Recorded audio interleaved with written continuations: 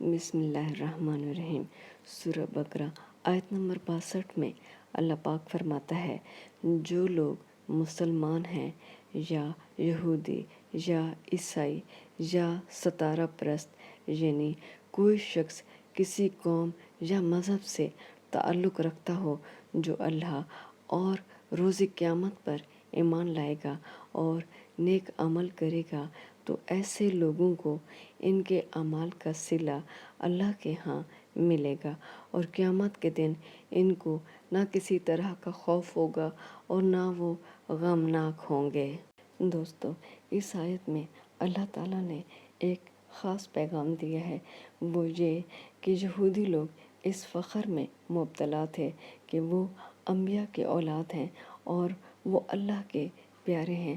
ان کے گروہ سے اللہ کا خاص تعلق ہے جو دوسرے انسانوں سے نہیں ہے، اسی لیے آخرت کی نجات ان کے لیے مخصوص ہے۔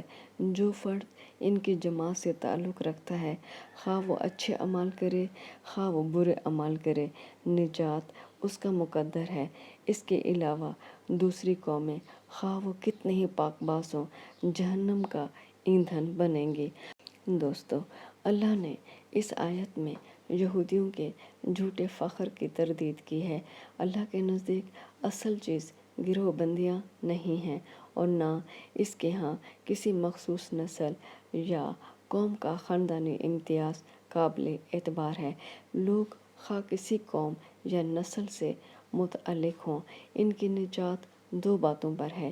ایک یہ کہ اللہ اور آخرت کو دل سے مانیں، ان کے مطالبے پورے کریں۔ دوسرے یہ کہ نیک کام کریں۔